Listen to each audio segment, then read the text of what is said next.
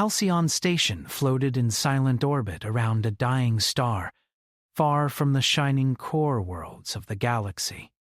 Most travelers never chose to come here unless they had no other option. The station was old, patched together from different technologies and cultures, and it smelled faintly of oil, metal, and long years of survival. Workers moved through narrow corridors with tired eyes, focused only on finishing their shifts and earning enough credits to continue living another week. Among them walked a human engineer named Elias. He was not famous, not wealthy, and not important to anyone beyond the maintenance teams. He spent his days repairing engines that other mechanics refused to touch. He enjoyed solving problems, especially ones that looked impossible at first glance. Humans were known for that, persistence mixed with creativity. Elias never saw himself as special. He simply did what needed to be done. The galaxy beyond Halcyon Station was unstable. Rumors spread through trade networks about wars between unknown factions, secret alliances collapsing, and fleets disappearing without explanation. Many species feared a coming conflict, but on Halcyon, survival mattered more than politics. Workers ignored rumors because fear did not repair ships. One evening, while Elias adjusted a broken cooling system inside Dock 7, the station alarms screamed. Red lights flashed across the ceiling. "Emergency impact detected," announced the station AI. Unknown object entering docking zone. Elias dropped his tool and ran toward the viewing window. A burning object fell from space like a broken star, crashing into the docking platform with a violent explosion. Smoke filled the air as workers rushed away from danger. Security teams arrived quickly, weapons raised. Elias moved toward the wreckage instead. He had learned long ago that machines could still be saved if someone reached them fast enough. The escape pod lay twisted and damaged. Its outer shell was burned almost beyond recognition, covered in deep energy scars. One side melted slightly, revealing alien technology unlike anything he had seen before. "Life signs detected," the AI said calmly. Security hesitated. "Unknown species," said the captain. "Wait for authorization?" Elias shook his head. "If we wait, whoever is inside dies." Without asking permission, he climbed onto the pod and forced the emergency hatch open using a plasma cutter. The metal split apart with a sharp hiss. Inside lay a warrior. She was tall and strong, even while unconscious. Her armor looked alive, shifting slightly like liquid metal frozen in motion. Pale, glowing patterns ran across her skin, and her breathing was weak. Elias felt a strange tension in the air around her, as if power surrounded her like an invisible shield. "She's critical," he said quickly. "Help me move her." Reluctantly, security allowed him to carry her to a nearby maintenance bay. The medical wing refused to accept unidentified aliens without high-level clearance, and time was running out. Elias placed her gently on a repair table. We used modified engineering tools to scan her injuries. The readings shocked him. Her internal energy systems were damaged beyond what normal medical technology could fix. Even her armor was part of her life support, maintaining stability through unknown processes. "Who are you?" he murmured quietly, not expecting an answer. Hours passed. He worked carefully, repairing damaged armor circuits and sealing energy leaks. Every adjustment required creativity because the technology was unlike anything he knew. At one point, her eyes opened, golden, sharp and focused despite the pain. She stared directly at him, studying him like a puzzle. "A human," she whispered. "You're safe," Elias said gently. "Try not to move." Her gaze softened slightly. Then she lost consciousness again. Outside, rumors spread rapidly. Some claimed the armor belonged to a legendary warrior. Others said she might be connected to the highest military command. 3 hours later, station scanners detected incoming ships. Warships. Massive vessels surrounded Halcyon Station silently, their presence alone enough to make experienced pilots nervous. Energy signatures suggested weapons capable of destroying entire fleets. The station commander attempted communication, but the warships remained silent. Inside the maintenance bay, the alien woman woke again.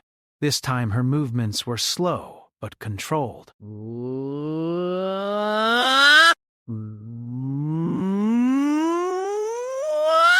Her eyes narrowed slightly as if calculating possibilities. "They tracked me," she said quietly. Before Elias could ask more, the station speakers activated. A powerful voice echoed through every corridor. Return the Supreme Commander immediately. Failure to comply will result in destruction. Elias looked at her. Supreme Commander? She watched him carefully, waiting for a reaction. Many beings changed when they learned someone held great power. Elias simply handed her water. "You should drink," he said. Surprise crossed her face. "You do not fear me?" You looked like someone who needed help, he answered honestly. Silence stretched between them. She studied him longer, as if trying to understand something unfamiliar.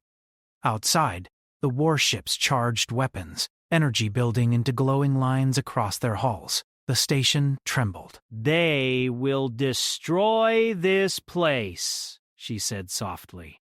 "Then tell them not to," Elias replied calmly. Slowly, she stood despite her injuries. Her presence filled the room with authority. "Open a channel," she ordered. "Communication systems activated instantly." Across space, fleets waited. 1 by 4. Her voice became strong and commanding. "This station is under my protection. Stand down." Big. Warships powered down their weapons.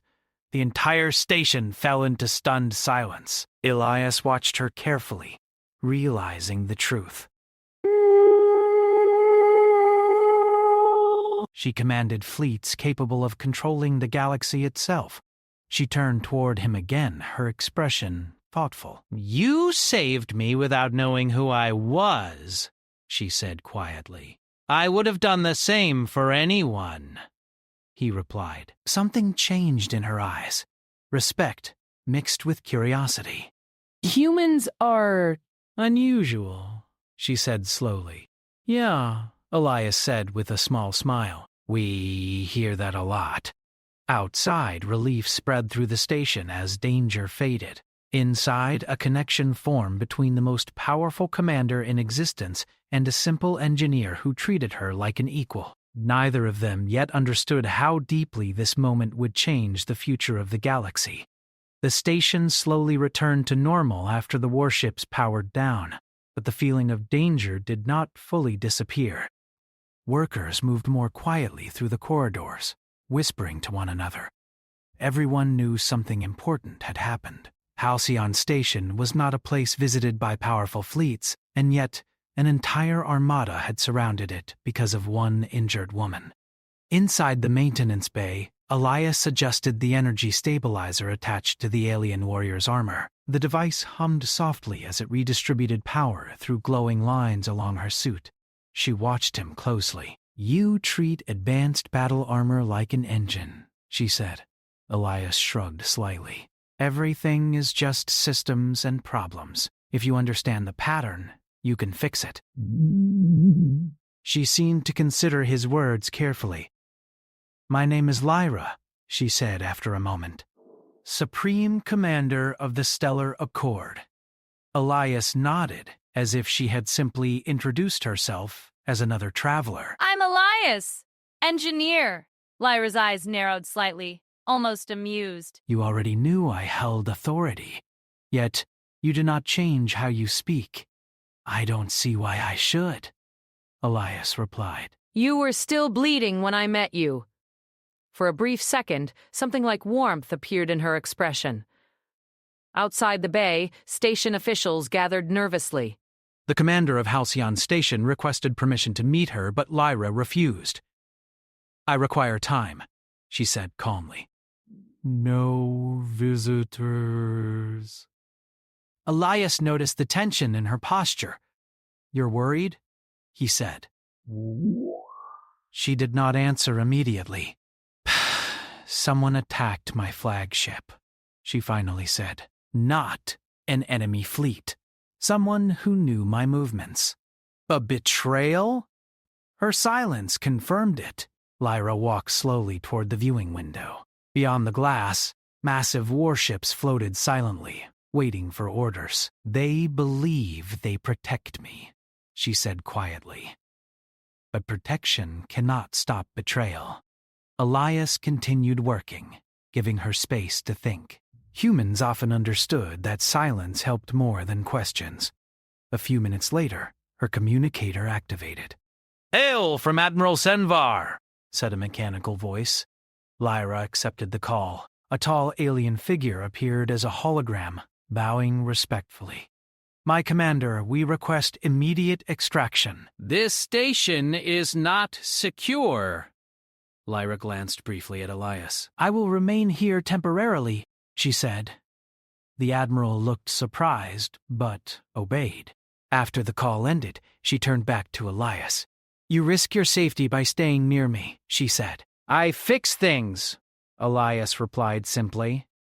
Right now you're still broken. She laughed softly for the first time, the sound unexpected and human. Hours passed as he continued repairs. Slowly, her armor stabilized, and her movements became stronger.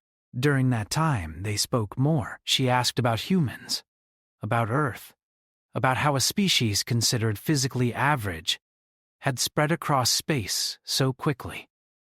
Elias explained that humans survived by adapting and by forming connections with others. We are not always strong alone, he said, but we are stubborn. Lyra seemed fascinated by that idea. Among many species, strength meant dominance. Humans measured strength differently.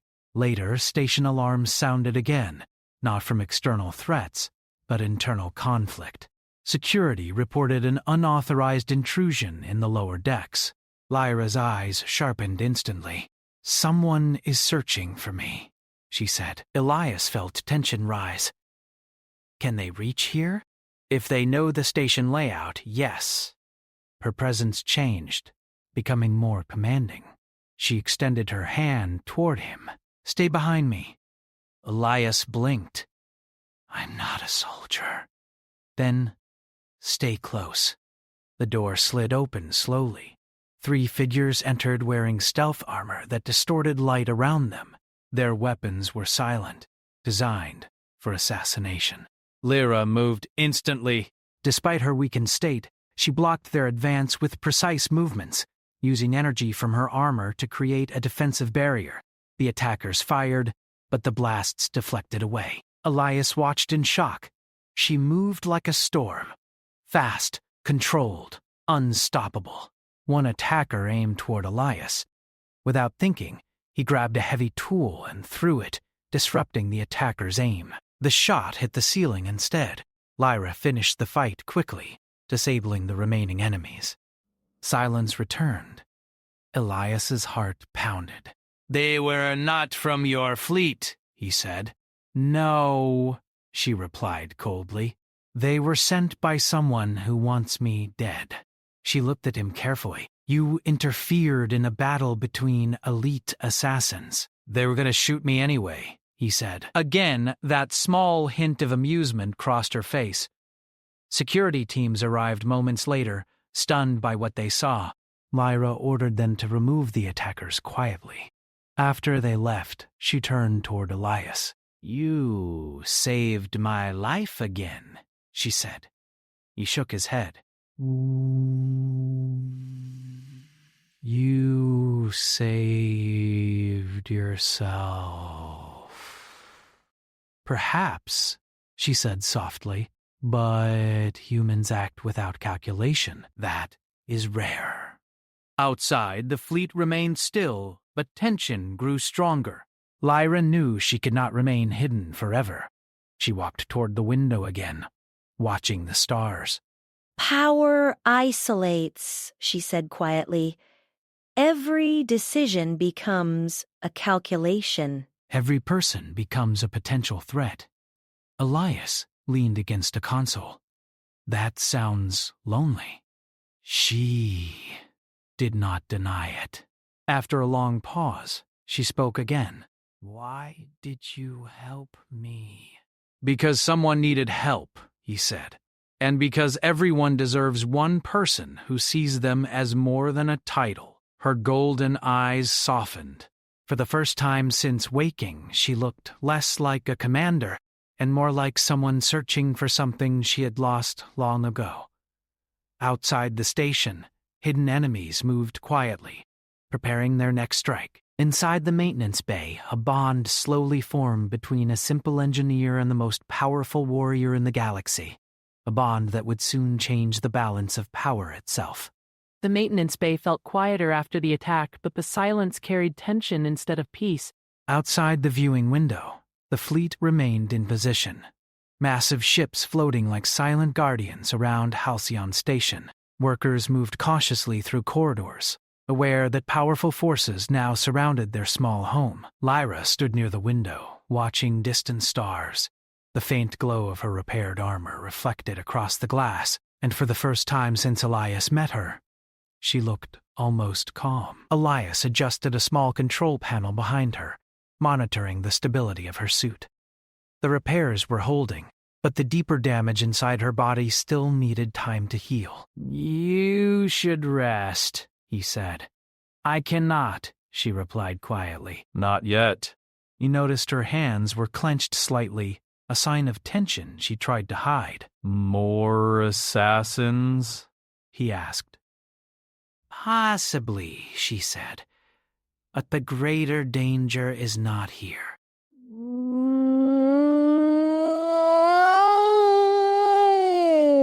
She gestured toward the stars. Elias waited, sensing she wanted to speak but needed time. Finally, she turned toward him. You know I am Supreme Commander, she said. But you do not know what that truly means.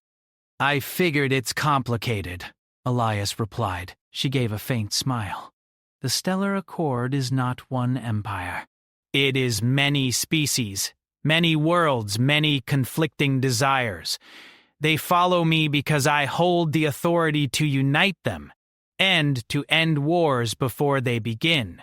That sounds like a lot of pressure. It is, she admitted. And there are those who believe the galaxy should return to chaos. My death would allow them to reshape power. Elias crossed his arms thoughtfully. So someone high up wants you gone. Yes. A new message arrived through her communicator. Admiral Senvar appeared again, looking more tense than before. Commander, long-range sensors detect unidentified fleets entering the sector. Their signatures are masked. They move faster than expected, she said. Should we engage? The Admiral asked. No, she said immediately. Maintain defensive position. Do not escalate. The Admiral hesitated, but obeyed. After the call ended, Elias raised an eyebrow. You're not attacking first? War creates more enemies than victories, she said simply. Elias nodded slowly. Basils of Time's Wave. Death in Texas. Remember as do's the work. Later, Lyra walked through the station corridors with Elias beside her. Workers stopped and stared, recognizing her now. Some bowed nervously, unsure how to act around someone so powerful. She seemed uncomfortable with their fear. They see only my title, she murmured. People get weird around authority, Elias said lightly. Give them time! They stopped near a small marketplace inside the station where different species sold food and tools. A child from a small reptilian species stared at Lyra with wide eyes. Instead of ignoring him, she knelt slightly. Hello, she said gently. The child blinked, surprised. Elias noticed how easily she changed when interacting with someone without political weight. As they continued walking, Alarms suddenly flashed again. Not from outside, from within the fleet. Admiral Senvar contacted her urgently. Commander, one of our ships has turned its weapons toward the station. What? Internal systems show unauthorized command override. Her expression darkened. The traitor is within my own command structure, she said quietly. Elias felt the air grow heavy.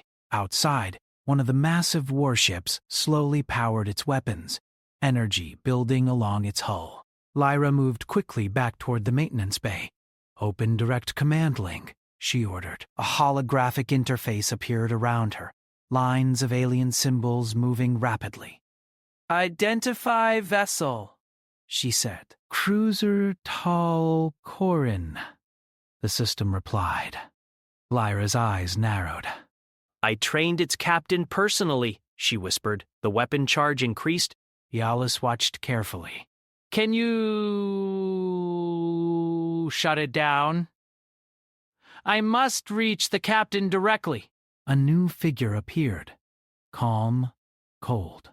"My commander," he said, bowing slightly. "You survived longer than expected." Lyra's voice became ice. "You betray the Accord." "I free it," he replied. "The galaxy does not need a single ruler deciding its fate. You risk billions of lives. Sacrifice is necessary for evolution," he said calmly. The cruiser's weapons reached full charge. Elias felt fear rise, but Lyra remained still. "Stand down," she ordered. The captain smiled faintly. No! Energy surged. Elias's mind raced. He looked at the holographic interface, noticing something familiar. "Wait," he said quickly. Lyra glanced at him. "The command codes," he said. "They run through a central pattern, like a control loop. If we interrupt the signal flow..." He pointed at a flashing section. Lyra's eyes widened slightly. "You understand our command structure?" "Systems are systems," he said. "Try sending a recursive override." Without hesitation, she followed his suggestion. A wave of energy pulsed through the command link. Outside, the cruiser's weapon charge flickered, then shut down completely. The captain's expression turned to shock before the communication cut. Admiral Senvar's voice returned. "Commander, the cruiser has lost control. We are securing it." Lyra slowly exhaled. She turned toward Elias, studying him with new intensity. "You just solved a military system used by dozens of species." "I fix things." She laughed softly again, but this time there was deep respect behind it. "You are far more dangerous than you realize." Inside, Lyra felt something change within herself. For years, she had relied only on strategy and strength. Yet this human approached problems differently, without fear of hierarchy, without assumptions about limits. Later, as calm returned, she stood beside him, quietly.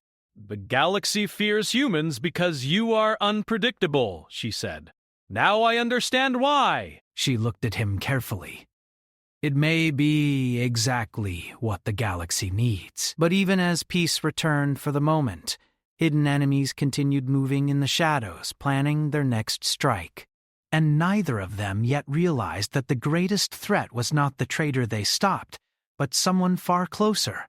Someone watching silently and waiting for the perfect moment to reshape the fate of the galaxy. Halcyon Station finally felt calm again after the crisis with the rogue cruiser, but the calm was fragile. Workers moved slowly through corridors, aware that powerful forces were still watching. Outside the wide observation windows, the fleet held position like silent guardians, their massive shapes reflecting faint light from distant stars. Lyra stood beside Elias near the maintenance bay entrance, her posture strong but thoughtful. She looked different now. Not weaker, but more open. as if the events of the past days had changed how she saw the galaxy and herself. You saved more than the station, she said quietly. Without your idea, that cruiser would have fired. Elias leaned against a console, wiping grease from his hands. I just noticed a pattern, he replied. You're the one who stopped it. She shook her head slightly. I have commanded fleets for years, she said. Yet I did not see the solution you found in seconds. That's because you were thinking like a commander, he said. I think like someone trying to fix broken machines. Her eyes softened at that answer. A sudden vibration ran through the station. Not an attack, a transmission. Admiral Senbar's voice filled the room. Commander, long-range sensors detect a large unidentified vessel entering the system. It is not part of our fleet. Lyra's expression became serious instantly. Show me.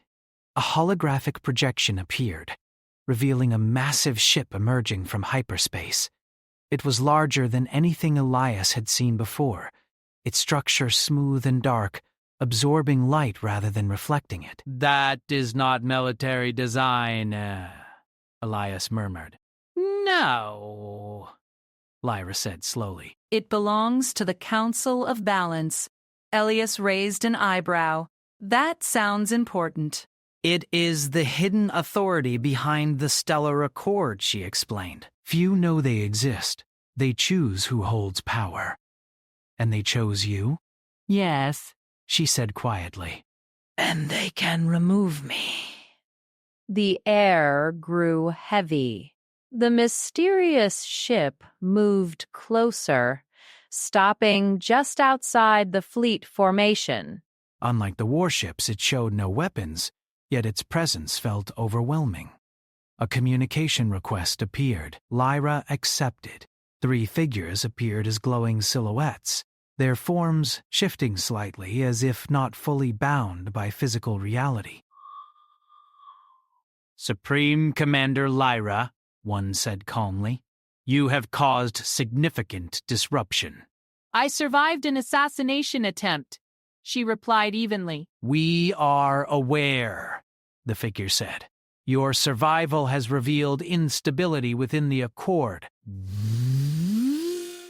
Therefore, we must reassess your position. Elias felt tension rise. You're firing her, he muttered. Lyra ignored him and stood straighter. The galaxy remains stable, she said. For now. Another figure replied. However, your decision to remain on a remote station and involve an unqualified human introduces unpredictable variables. Lyra's gaze hardened. He saved my life and prevented further destruction. Their influence creates uncontrolled outcomes. Elias crossed his arms but stayed silent. The figures continued. We propose transferring command to another candidate. For the first time since meeting her, Elias saw real anger in Lyra's eyes.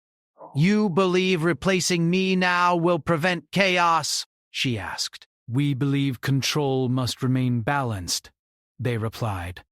Silence filled the room. Elias suddenly stepped forward. Lyra looked at him in surprise. May I speak? He asked. The figures hesitated. You are irrelevant to this discussion, one said.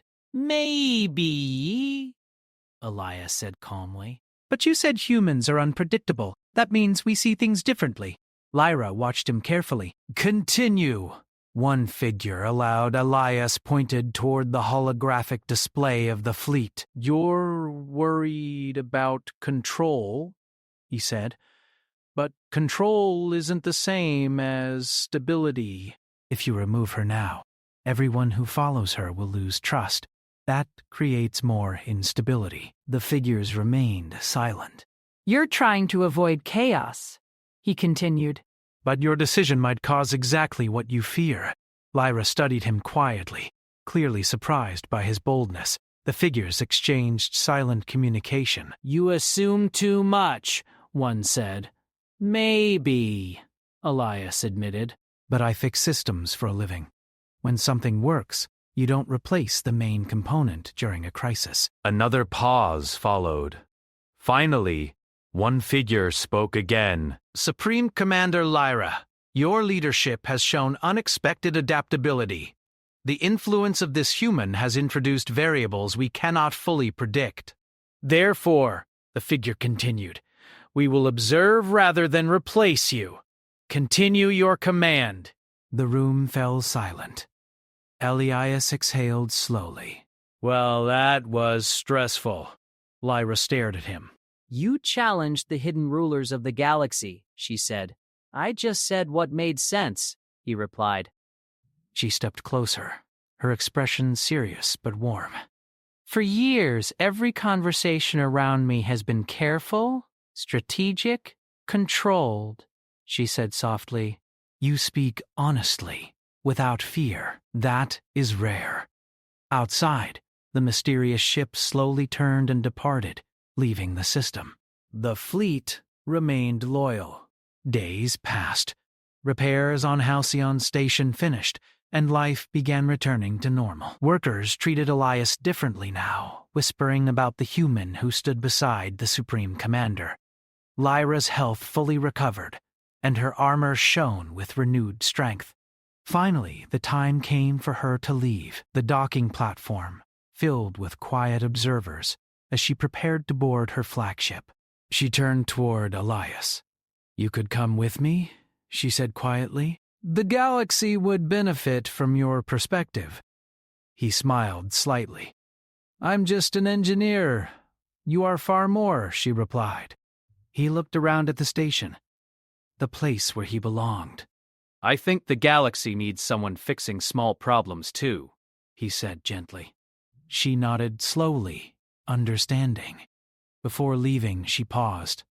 For the first time in many years, she said, I do not feel alone in command. Elias felt warmth at her words. Good, he said, because even commanders need someone who treats them like a normal person. She smiled, not as a ruler, but as a woman grateful for an unexpected connection. Her ship departed, joining the fleet as it disappeared into hyperspace. Halcyon Station returned to its quiet existence. Elias returned to his tools, repairing engines and solving problems. But far across the galaxy, the Supreme Commander carried something new with her, a different way of thinking, inspired by a simple human engineer. And though the stars remained vast and dangerous, one truth had changed forever. Sometimes the smallest voice could reshape the fate of the entire galaxy.